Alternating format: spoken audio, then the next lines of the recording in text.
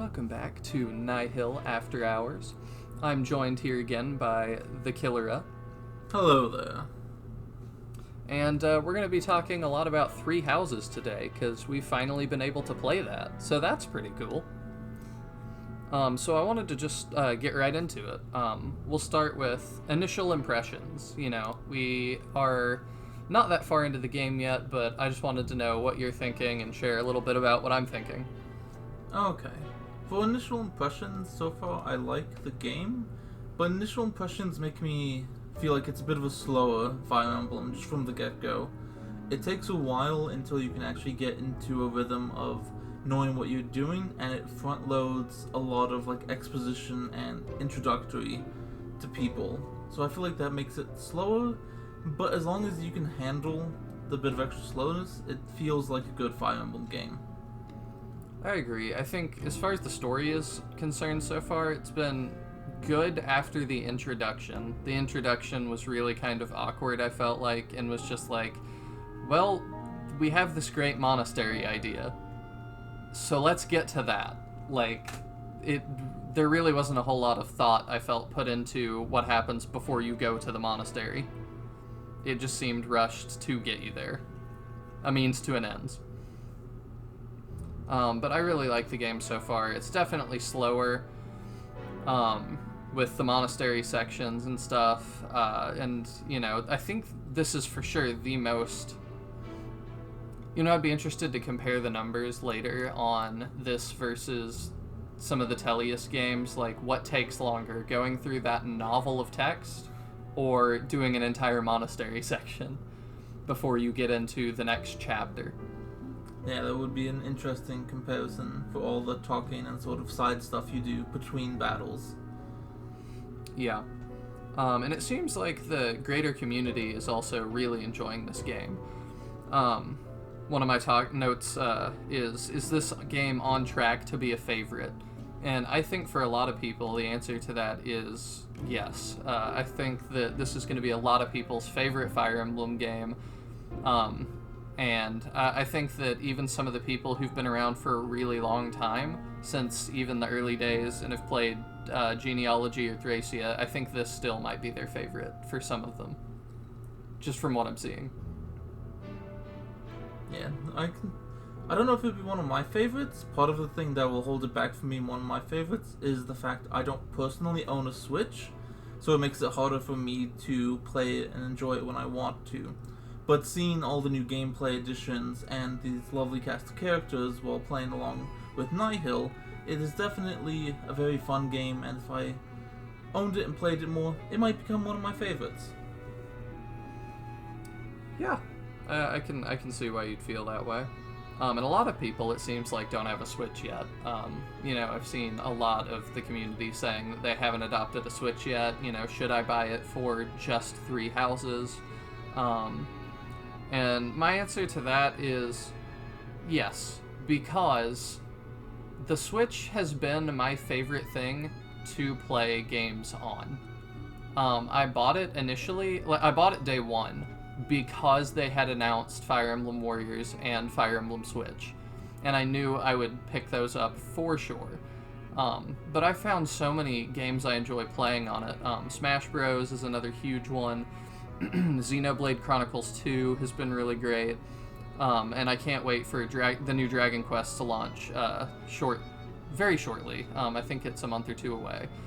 But there's just so much to play on it, and even older games, like I bought Skyrim's port for it. It's just a fun console to play on, and this is coming from a guy who normally plays on PC, so yeah, I would definitely buy one if you haven't already, if it's within your means, of course. My next section is the monastery. Love it or hate it? Oh, interesting. Just as a general? Yeah. We've gotten enough times in Monastery. I think we've seen most of it. Honestly, seeing the monastery reminds me a lot of our personal realms in Fate. It's a small area with buildings to basically buy new items, upgrade our people, and also talk to them. And I had no problem with it in Fates, and I don't have a problem with it here in Three Houses. I feel like very visually it looks nice, but I think it could be sized down a little. I understand it makes sense to have that much room for all the people going there, but when you yourself are going there between missions, it feels like sometimes it takes a really long time to go talk to everyone because they're so spread out on this massive monastery. Yeah, I can see that. I actually am really enjoying the monastery as well, and I'll disagree on one point. I don't think it needs to be downsized, really. I like the sense of scope. And yeah, it's a little bit similar to the Fates My Castle feature, but there's just so much to do now. Whereas I got really bored with My Castle after, especially after my first playthrough. I was just like, okay, like, been here, done this. Nothing really ever happens. There's a couple battles that happen during or at your My Castle, and I think it would have been more interesting if there were like more opportunities to battle there or do more things there, because it was just like, okay, after I complete the chapter in Fates, whatever path I'm playing at the time, when I get back to the My Castle, it's just like, okay, real quick, we're gonna go talk to all the people to get all the resources. We're gonna go to the arena. We're just gonna button mash through it. We're gonna go to the jail. We're gonna button mash through it. A lot of it was just button mashing. I knew the dialogue was not really special. It was just like, yeah, let's fly through this. Okay, this person wants a gift. Let's go ahead and give them something that I don't even lose to get more affection.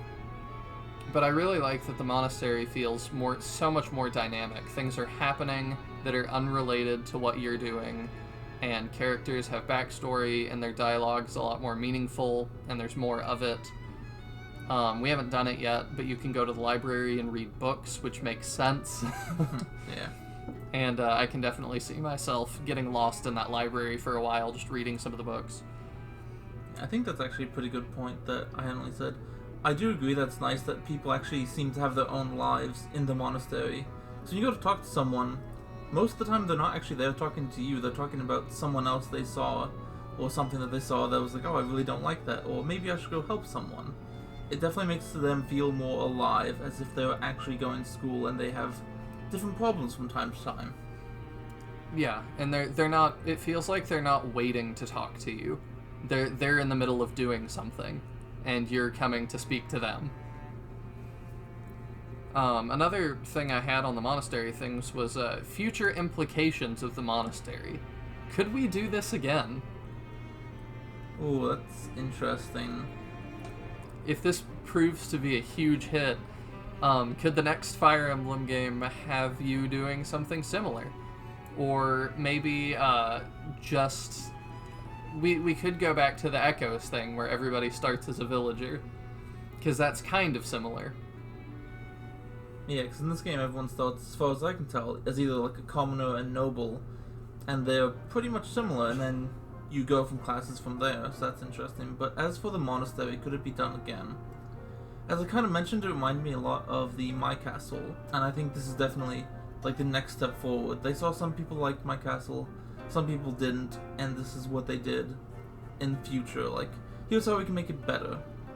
Could they do it again in the future? Probably. I wouldn't see them doing like a specific monastery again, but maybe like a base camp, because when you're going between battles, I'm assuming you set up a base camp, and you could easily have like tents on a plain or set up in the mountains and go talk to your soldiers and whatnot. That would definitely have to be smaller too, because if you're moving around during a campaign, it would have to change with you. Probably. It'd make it feel more dynamic, I think. Because you don't want to, again, have the My Castle thing where it's like, well, our base camp never changes and it's always in the same location. How are we getting back to it? We got a magic fish with a portal. Yeah. So yeah, I think it's really interesting if they're gonna do that again. And a lot of, I feel like Three Houses has garnered a lot of new Fire Emblem fans. It's brought a lot of new people in, which I think is a fantastic thing. But are they going to get super attached to this monastery thing and the teaching aspect and then leave when we lose it, I don't really know. Yeah, because we could get a lot of fans, and people might enjoy the combats, but then they might really enjoy the teaching, but then they're like, oh, I'll go play more because this is really fun. As soon as they go back, if those features aren't really a thing, and they may say, oh, I guess it was only this game that I liked and not the series in general. Yeah, another thing that I don't even have in my notes that kind of occurred to me that would make me not want to do the monastery again is the way that we're recruiting characters this time around. And I think it's fine for this game. You know, recruiting them from other houses and trying to get them to join you, and, you know, you're able to get some teachers or other people around the monastery. But one of my favorite parts of Fire Emblem and the genre as a whole is, you know, going to new places or getting into a battle and seeing, you know, some unique character on the other opposing team, and realizing you can recruit that person and going, oh my gosh, who's this? You know, this seems really cool. So that is definitely not there from what we've seen so far. I'm not going to completely say with complete authority, oh, this is not in the game, there's no surprise recruitments, because we're still very early on. That might be a thing that shows up later. But I just have the feeling that everybody that we can recruit, we've met within about the first 3 to 4 hours of playtime. Yeah, that definitely makes me feel weird, because I really enjoy the interest of advancing chapters and seeing who you might get in the future. Seeing all the students really early makes me question, like, is this all the people we'll see? So in the entire game? Because that removes a lot of the surprise of who you may or may not be able to field in, like, a final team. Still on the note of characters, so the DLC for this game is going to add story and characters, is what it says. So one thing I'm curious about, Fates had the amiibo support with characters from old games, and you could just recruit them, and I love that. But I also get why it would kind of be weird. So my question for you, Killera, is if we could use not even just amiibo, but if the DLC added characters from older games, maybe in the style that Awakening did, you know, just having a massive list you could go pick from, who do you really want added? That's a good question. I don't know. I haven't played too many of the older games, as we sort of talked about in the past, so wouldn't really want any of the really older ones.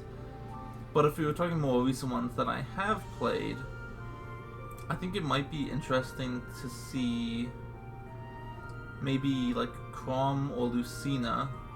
Those might be interesting to see. Maybe also see Ike or any of the Lagoos. Because I think it'd be interesting if we somehow got a Lagoos and then all the students are like, wait, you can turn into an animal? What is this? A whole new mechanic. Yeah, I wouldn't see them adding like a Lagoos, because that would add, as far as I know, putting a new mechanic that's not in 3 houses. But it would certainly be interesting to see. Yeah, you could just have some weird plot reason that they can't transform and give them make them specialize in gauntlets. Oh yeah, because then they can just use their like strength and punch people. Yeah, that'd be interesting. Like they have to adapt to new claws or something. And I just my biggest thing for old characters would just be a couple from every single game. I know that's a lot, but like maybe I'm not talking tons of characters, just 2 or 3 from each of the old games. Because it'd be really nice to get more representation and see a lot of these older characters in HD. Because Warriors didn't really let us do that. And that's a segue into my next point. The characters of 3 houses and the future of Fire Emblem. And, you know, like Warriors 2. You know, I was feeling kind of down after... we talk a lot about Fates, and I think that's just because it's the most recent one that was an original. Until 3 houses. But I also wasn't that into Awakening, and I've since played Awakening again, and I've enjoyed it a lot more. But for a long time, you know, just the future of Fire Emblem, I was like, you know, anytime something like Warriors got announced, or Heroes, or anything like that, I was never really excited to be like, oh good, more Awakening stuff, or oh good, more Fate stuff. but I think I'm feeling for the first time in a long time, like if Warriors 2 got announced, I would be really hopeful for Three Houses stuff. And more Three Houses stuff in general would make me happy. We saw the first two Three Houses banners for Fire Emblem Heroes, and I was actually kind of stoked for those. So I don't know how you feel about that, Killer, but are you more excited to see more Three Houses stuff than you were for Fates or Awakening? Hard to say. I think it's about equal for me because I've always kind of liked the new ones. And Three Houses definitely is fun, so I think I would be a bit more interested to see what they do, because these are like people that I know at some point there'll be a time skip. We haven't gotten to that in the gameplay, so we don't really know how long that is. But knowing that there's a time skip makes me interested to see maybe if they did put Three Houses people in Warriors or Heroes, what state would they put them in? Would they be added as like the students currently learning and growing up and learning lessons, life lessons? Or would they be after the time skip, after they've learned a lot of lessons and maybe experienced some loss? The fact that we can see this like before and after and see an actual growth in people could make me interested to see how they're added in other games. Yeah, for Heroes so far, it's been pre-time skip, which I think makes sense, because a lot of the banners that are coming out, I mean, we're still very close to the launch of the game, so they're going to do a lot of the, the student form. But I especially look at the DLC, like the Season Pass. They're planning on supporting this game for almost a full year after launch. So it's going to be around for a while, and they have a long time to add all of these pre- and post-time skip characters, so I think it'll take a few months before we start seeing some post-time skip ones. In Heroes. As for Warriors, my guess would be their initial appearance is pre-time skip, and then when they promote, they are post-time skip. That would be pretty interesting. A really big visual difference for promotion, but since we can see them like as a student and as more of an adult, I think that would be a really nice touch for them. Yeah, it'd still be a little weird to just age them up quickly, but I think the characters you could just make them not question it. I mean, the Warriors' plots are never that great anyway, and we saw some of that in Warriors 1 with things like, Camilla. When she promotes, she looks more like Queen Camilla, and they had alternate costumes for, like, Exalt Crom. So I think you could definitely put it in and just say, yeah, the characters won't question it. Yeah, because to be fair, most people don't really play Warriors styles game for the story. They want it for the gameplay and destroying massive armies. Yeah, definitely. I'm willing to overlook a lot of things as long as I get to see a lot of my favorite characters from the franchise on screen together. That's really why I like those games. And another dream game for me, outside of that, is a Warriors kind of idea built on a Fire Emblem, in a Fire Emblem game, I guess. Like, have a whole campaign in the Fire Emblem style with people from all of the FE games. I think that would be a lot of fun. It definitely sounds pretty fun. It would be interesting having them, like the creators, choose which characters they want from which game at which point. And there would definitely have to be a bit of a hand-wavy story to get all of those different like timelines together, but it still could be fun. For sure. I mean, I think about if I know we've played some together, the Warriors Orochi games. If any of you out there have played those as well, I mean, the introduction is absolutely like the developers just sitting you down and going, okay, so what if? What if there was a crazy snake guy that brought all these people together? Just bear with me here. And then the story kind of goes from there. But, I mean, it's definitely very hand-wavy. Like, yeah, don't question it too much. This, it'll just happen. So going into more story things as well, I asked Killera to do some homework between this session and our past session and this one. And I asked him to come up with some different plot points that he thought were going to happen, or different just guesses about the story. And I've come up with some as well. So I'll start since I have 4, and I asked him to come up with 3. So I'll do from least important to most important. My first is that Sothis is a goddess of some sort. And that's, we've seen a little bit of that already. I have some reason to think that, which is why it's my first one. But I just think that, kind of like Milla and Duma, Sothis is going to be some sort of deity like that. And she's going to remember that more as we continue our journey. So with that, I'll throw it to Killera, and he can give you his number 3. Okay, I didn't really number mine, so I wasn't That's prepared fine. to. So the first one that I'm going to talk about is, I feel like the church so far, we've been warned about them a bit more than I would expect. So I have a feeling the church is hiding a lot of dark dealings that were either in the past or are currently happening. This is especially apparent to me because our last thing that we did before separating was we were about to go stop a rebellion. But talking to the students, they say it doesn't make sense for this apparently peaceful and smart leader to suddenly want to rebel against the monastery. So that makes me think that this person may have found some dark secrets of the church and maybe wanted to expose it, and the church is saying, oh, they're going to rebel, we need to not allow them to expose our secrets. Yeah, it seems like they really want to make an example out of this small group. And it wasn't even just that he was a peaceful leader. We saw Edelgard and Hubert contemplating that they just don't have a really big military, and the church clearly does. Yes. So it's weird that they would try to oppose us with not much.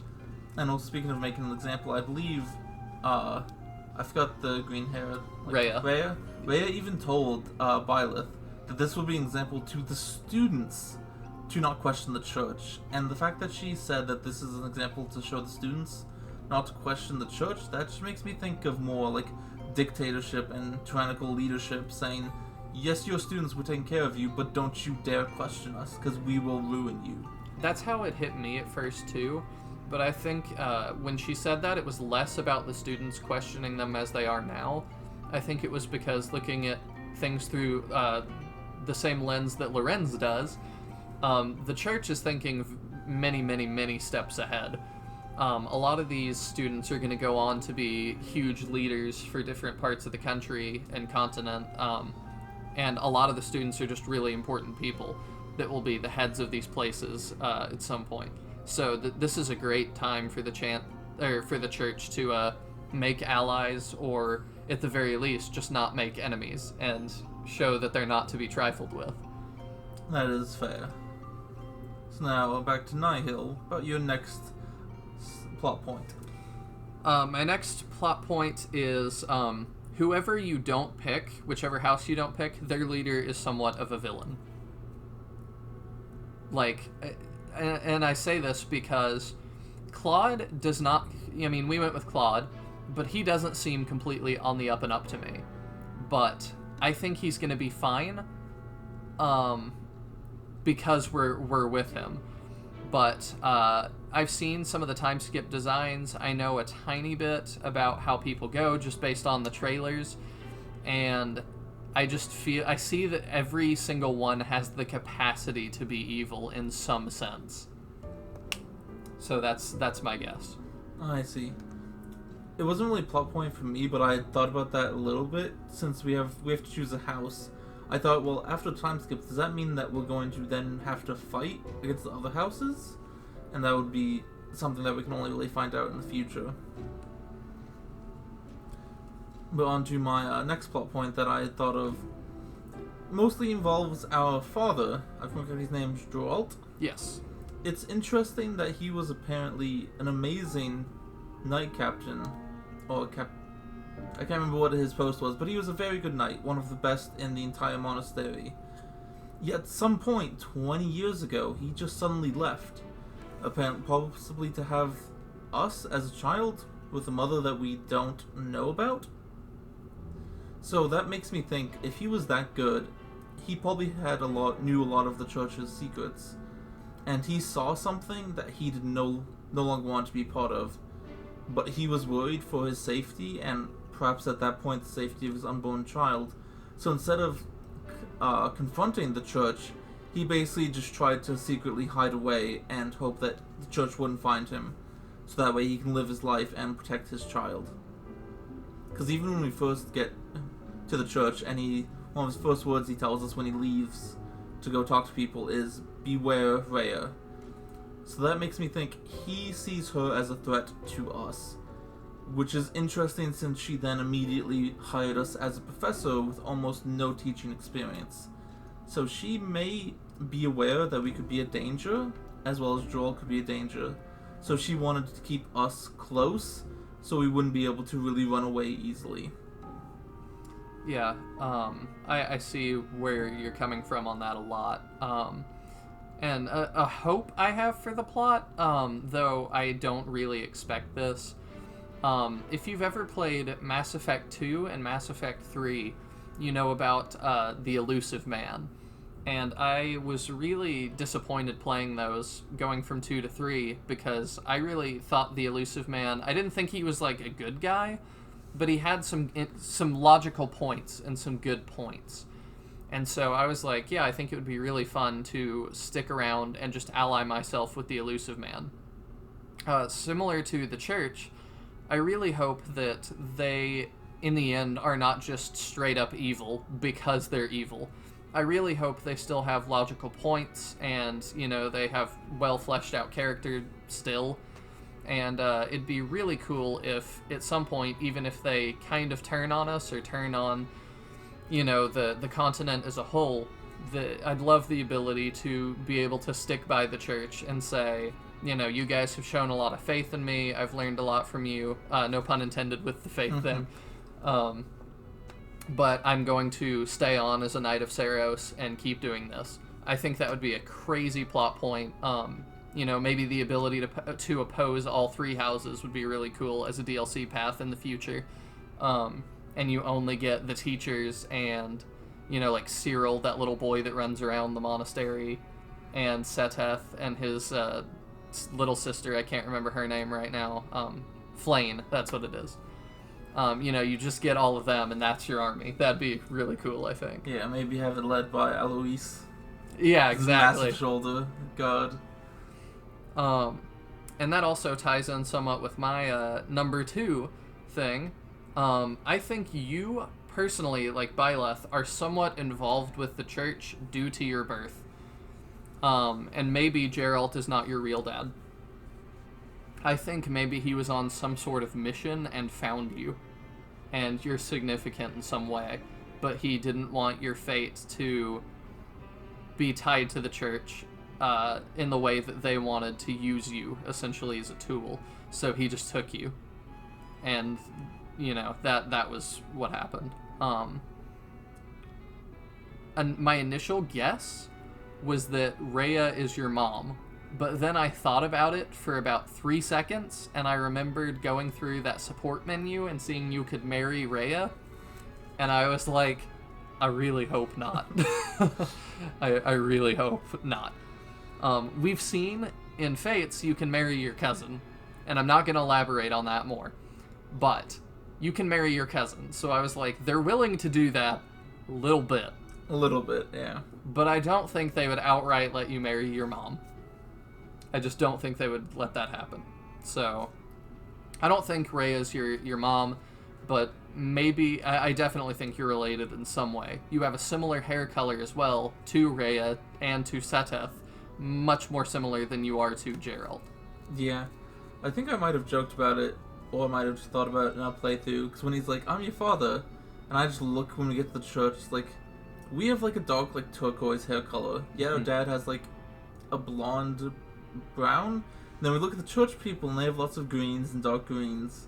So it sounds like we probably had a church person with the greens and some other person with blue hair to give us that like turquoise hair color. Yeah, either that or maybe Geralt is your real dad and your mom was really heavily involved in the church or something. I just think you have way more to do with the church than they're letting on, or your dad is letting on to begin with. Yeah. And it kind of leads into one of my last assumptions. Because we've gotten to the point where we had defeated the bandits in the Red Canyon. But even our characters and Sothis chimed in, why is it called the Red Canyon? There's nothing really red here. So that made me think it was probably a big battlefield in the past. The reason why this sort of connects is our main character says this place is very familiar, which doesn't make sense because he probably shouldn't have been there in the past.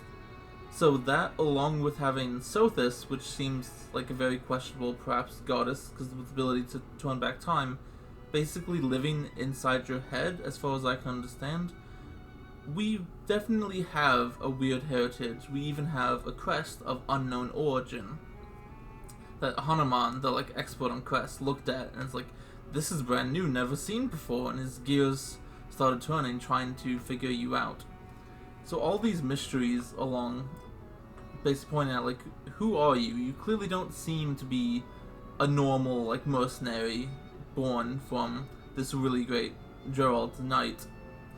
So that really makes me wonder, it's what sort of ties to perhaps the goddess, potential goddess Sothis, or what have you, and what will that affect the story? Yeah, I just really hope that you don't turn out to be a prince. I hope this is still different from, you don't need to be a lord. You just don't need to be. Yeah, even if we were a prince, though, I think I would personally just shrug, because at this point, most of the students are princes or princesses to some small area of land. So if we became one, I would kind of just sort of shrug, and it's I guess.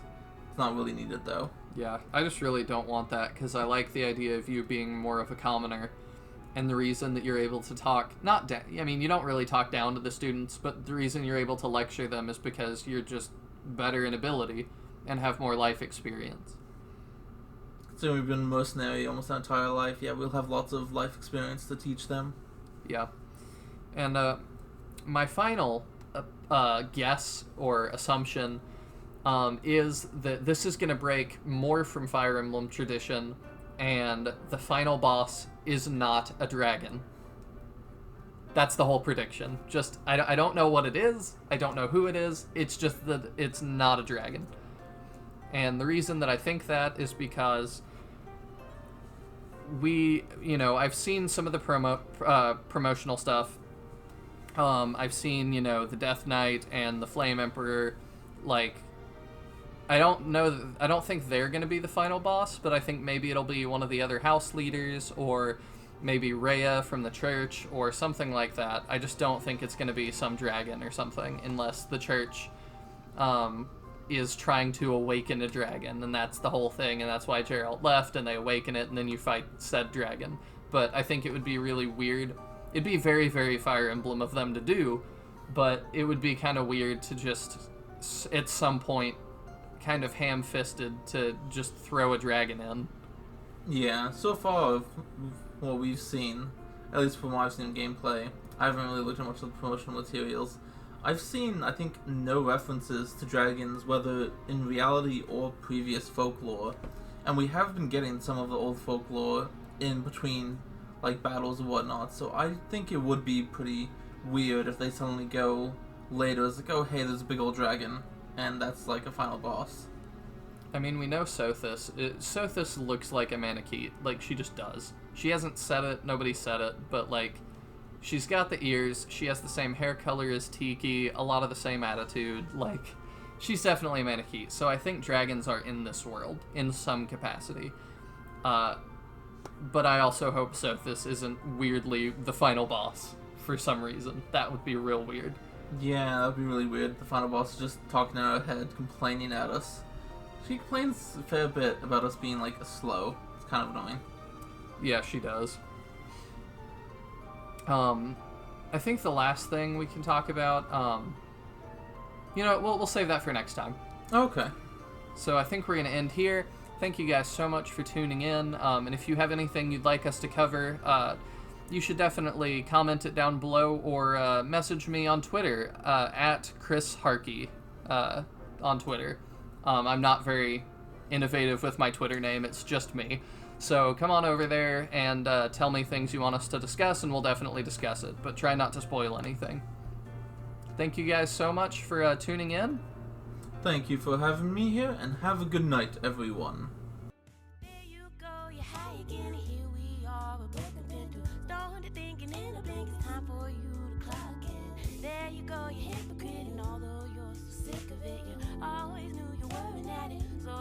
I've tried to quit now.